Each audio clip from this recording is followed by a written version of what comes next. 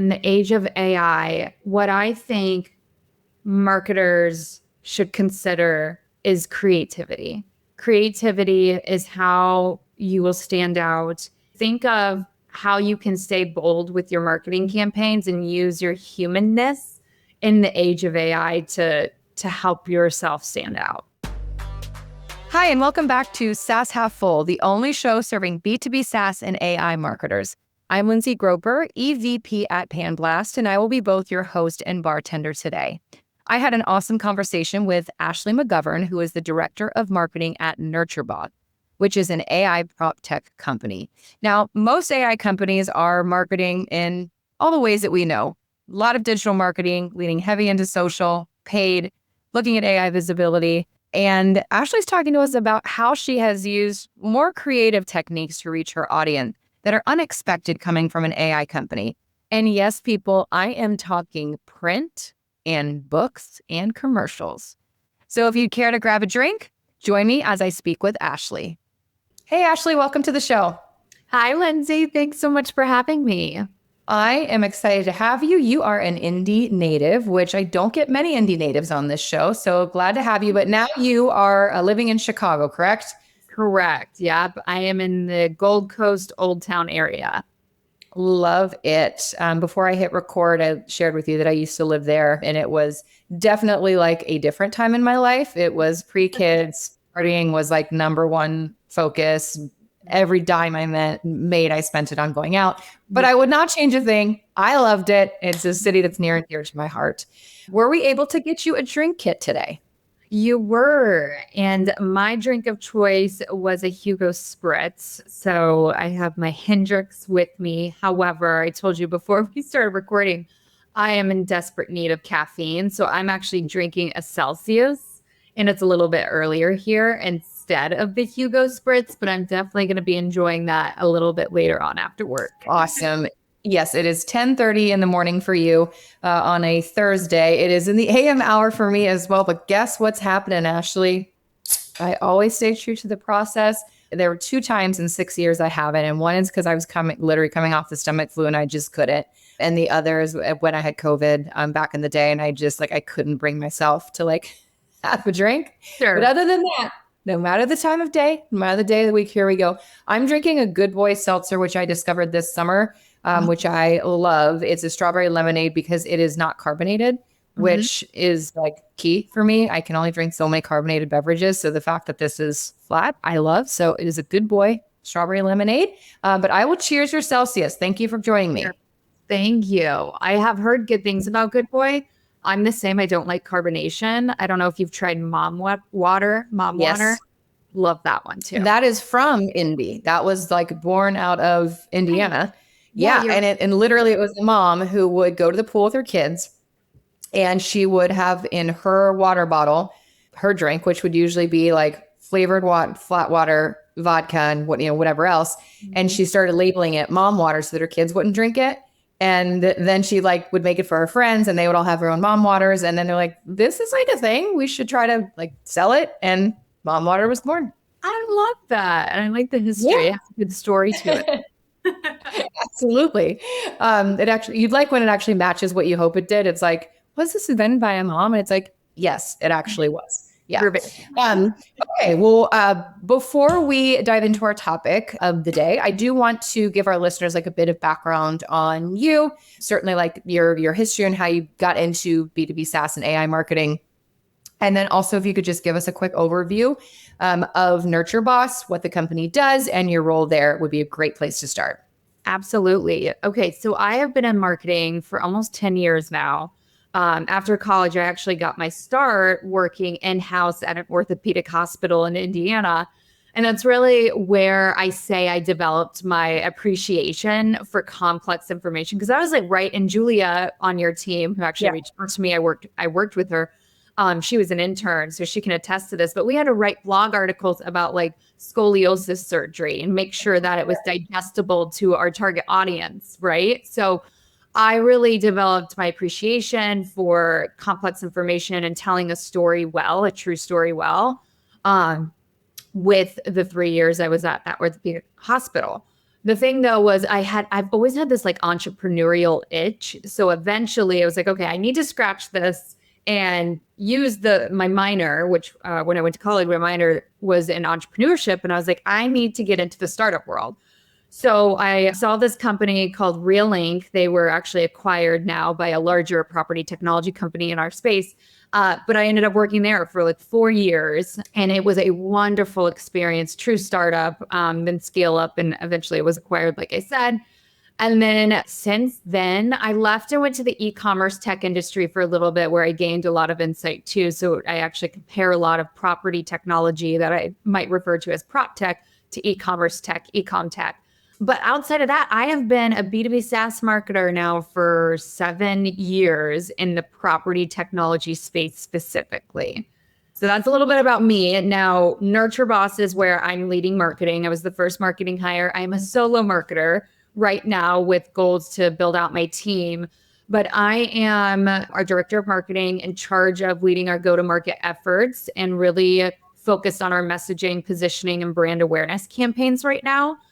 And in terms of who Nurture Boss is, so it's interesting because we target such a niche industry, and we'll probably get into this a little bit later on. But for healthy context, we target property management companies, a lot of owners, third-party managers. And so the decision makers that we are trying to make aware of our product would be more like those VP of marketing and leasing roles, property managers, and then the end user usually is a leasing agent.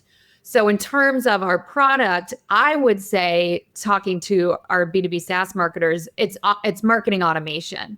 But this industry isn't familiar with that. So the way that we articulate what we do is that we are a conversational AI solution that helps facilitate that back and forth communication through email, text, chatbot, voice AI. So it's that true like virtual leasing assistant specifically powered for the leasing agents who are just bogged down with mundane tasks. So we're an AI solution, but I have now been here for a little over a year and it has been a whirlwind. We're definitely at that scale up stage, which is where I thrive. So we're having a lot of fun with our campaigns that I know we'll get into. Yeah. I've had several people on this show who sell into very niche industries. I just had on Gretchen Eischen, who's the CMO at Avetta, and they sell into like contractors and that industry. And sort of one of the throughputs that I'm going to find kind of between that conversation and this one is what you said, is that you can't really lead with AI. You can't necessarily like lead with features and benefits because this audience just doesn't respond to that. They're not as tech savvy as if you were selling like marketing tech, for example, or sales tech to sales leaders, marketing leaders.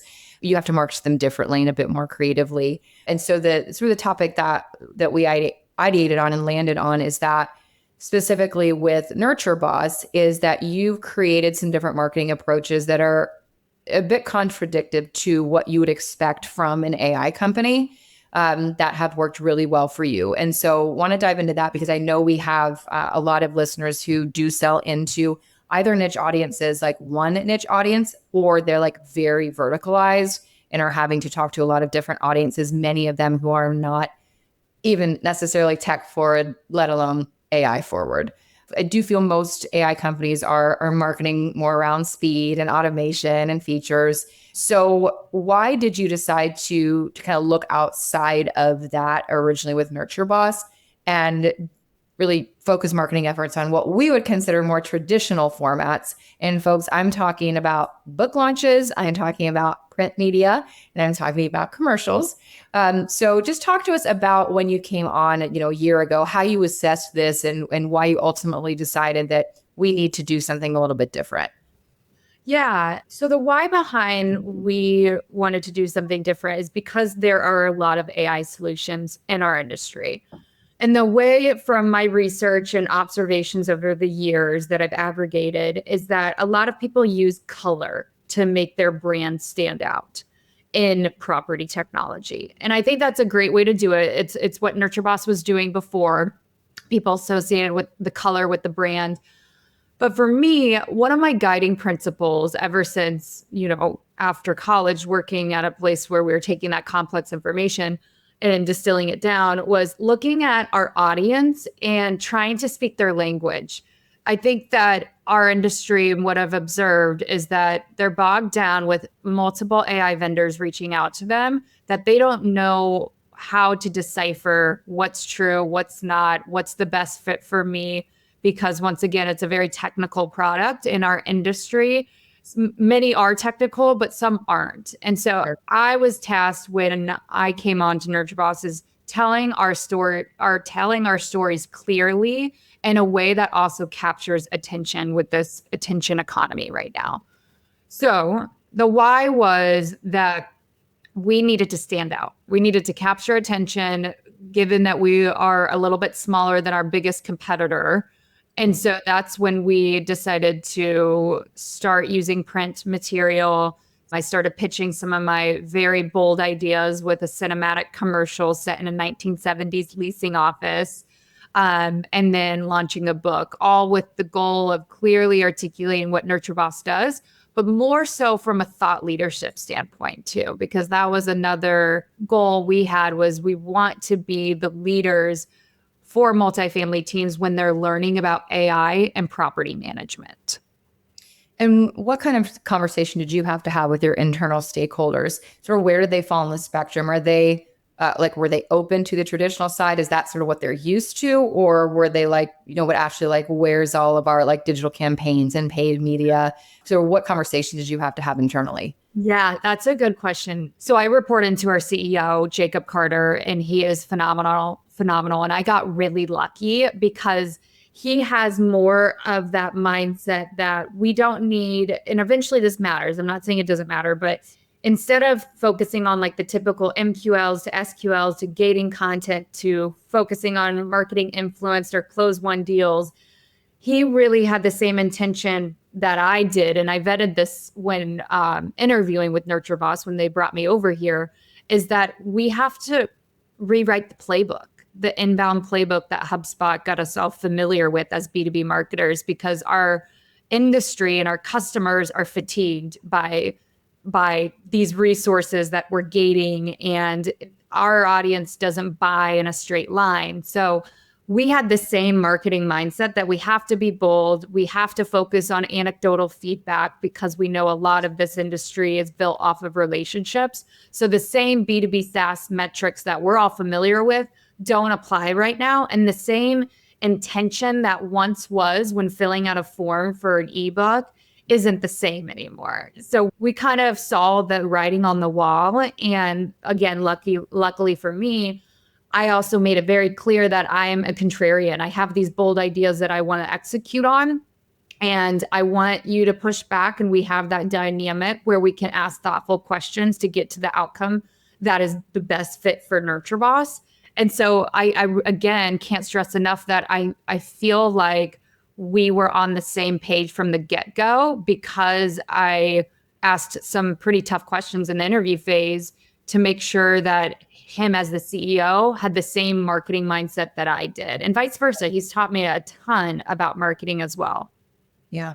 And that is lucky for sure. What were some of the, I guess, more conventional marketing tactics that you were seeing across your category that were aiding to this sameness or making the competitors look interchangeable? What types of strategies were being deployed that you knew like, hey, we're not going to play that same game? I would say in the vein of thought leadership, what we saw that wasn't working as much, because it worked at one point and I had to go through all the, playbooks to see what was resonating with our audience and what wasn't. But the ebooks, the checklists, the webinars, the paid ads, like those are the traditional, conventional marketing methods that are important. And I don't want to, it doesn't work right now. It doesn't say that doesn't mean it couldn't work in the future. Although I do think it's still important to have those resources available. So we are still focused on building out ebooks, and we still have paid ads, but we focus on LinkedIn because that's where our audience lives. And we're really focused on more so the creative, not necessarily a knock on the channel. We just want to get the message right and capture attention quickly and then make it easy to digest what NurtureBoss does. Okay. I want to dive into some of the specific tactics, because one of the things that was a little surprising to me was launching a book authored by your CEO, because I feel like that's something that 5, 6 years ago, I feel like every CMO and SaaS CEO was releasing books at a pretty regular clip. I mean, I remember even for some of our clients doing that. I mean, we worked with Sixth Sense when Latney Conant did her no forms, no cold calls, whatever it was, book, launching that. And I know Lessonly was big, on the book train back then. So I was partially excited, oh, good, people are still doing books. But talk to me about the decision to launch a book and, in its physical form on Amazon. I'm so glad you brought up Lessonly, because I used that in my pitch to my CEO. It's so funny because outside of NurtureBoss, I'm also a content creator specific to Chicago. So I capture a lot of these moments that I think could maybe have an impact later on. And so when I pitched the idea to him, I was recording audibly his reaction. And all you hear from him is saying, "With what time do you want me to write a book?" Again, he mentioned fair. He's the CEO of this company. He's also an AI engineer. So he's, again, with what time? But to answer your question, so I use Lessonly and Max Yoder and the marketing team there, who I spoke to. I actually, when I had a podcast a couple of years ago, I spoke with a couple people from that team that worked on that project. Yeah. So it was always this idea that I had in my back pocket that I wanted to eventually execute on, but all the puzzle pieces had to be into play. Meaning I had a credible CEO that was willing to do this, and he also wanted to do it. I think getting him motivated to do it was a big part of why I think that puzzle piece needed to be put in play to execute on it. The ICP, our industry, it had to be the right industry. And then we had to have the right angle. And we made it all come together in a way that now we're actually seeing the fruits of our labor, and it's having a huge impact for us. That was one piece to why we decided to do that. Another piece is, I'm really big on behavioral psychology and really learning about how to capture attention and how to do it in a very thoughtful way and focused on positioning and messaging and all that stuff with that. So when I was thinking about AI marketing and where I want to take this brand to make sure it's clear to our market, is I wanted to take a very abstract concept like AI and make it more concrete. And a part of that is doing print material. And you'll see if you look at our marketing campaigns, we use a lot of print to make what we do more concrete. And I like to think of Steve Jobs, because I looked to him obviously and how they were successful. And when thinking about messaging the iPod, they weren't using MP3 compression algorithms in their messaging. Instead, they made it concrete by saying 1,000 songs in your pocket. And so learning from those that have been successful and trying to apply it to AI marketing is really where a lot of these ideas have come from.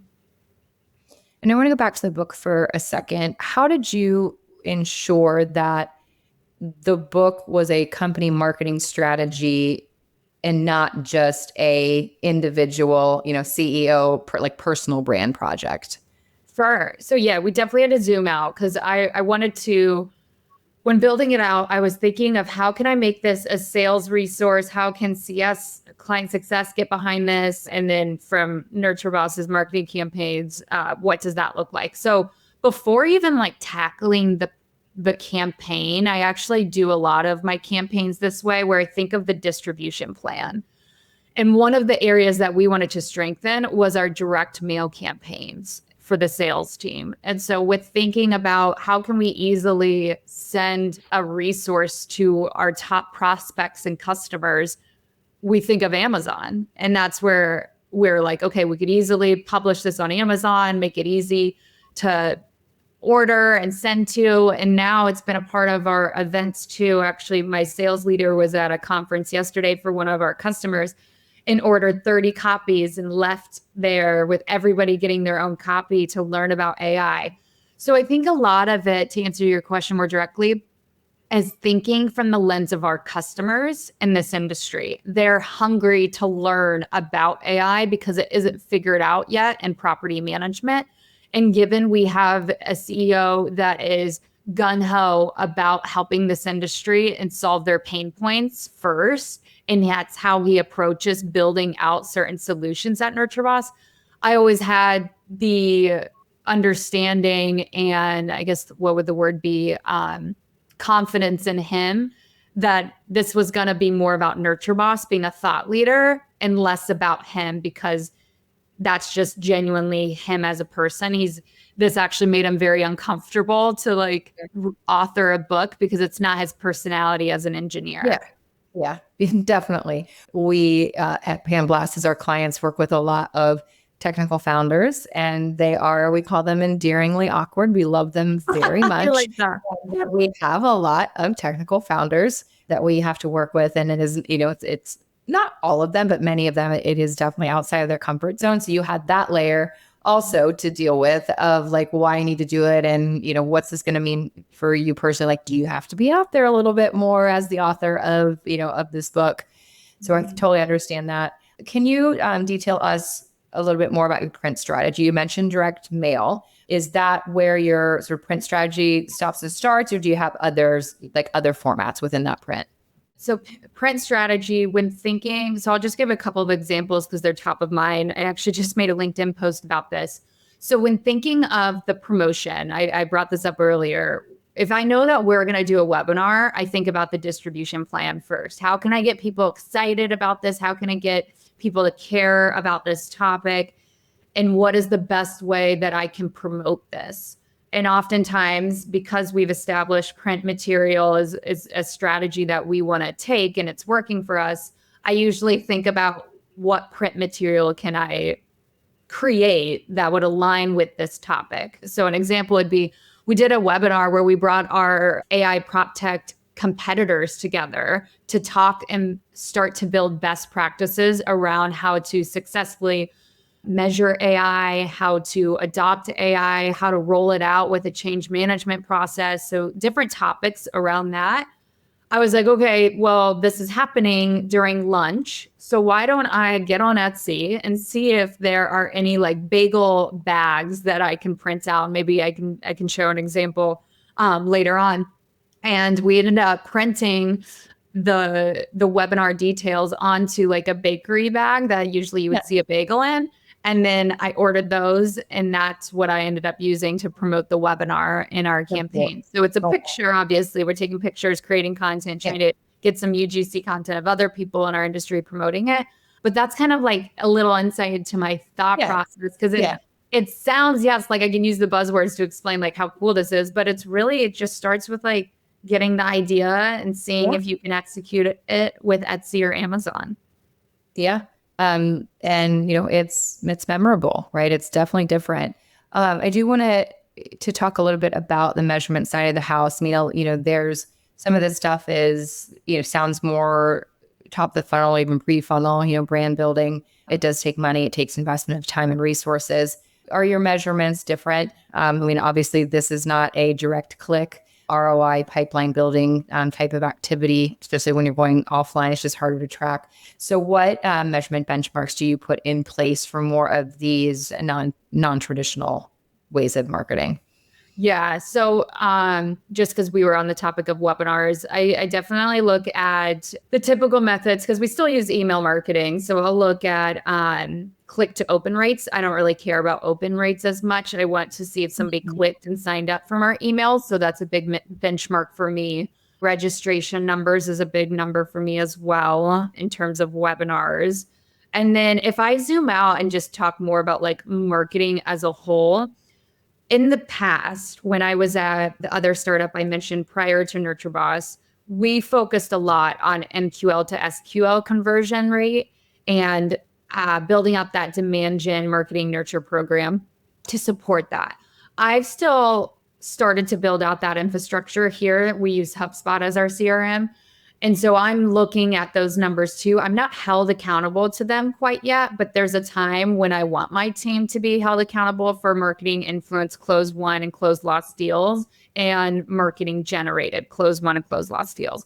So I think that's important because that shows how we're helping build pipeline and demand, and then, turning it into potential deals. And if we don't win those deals, then it gives us some insight into figuring out why that is, and we can iterate on our messaging. So those are like the high level numbers I care about. From a brand awareness standpoint, that's all anecdotal feedback, like I mentioned, because this industry, and that's so manual. That's like me taking screenshots of UGC content on LinkedIn of people talking about the book or our activations at the different conferences. So we're still building out the infrastructure for that, but it is something top of mind that I want to have a more robust measurement system around eventually.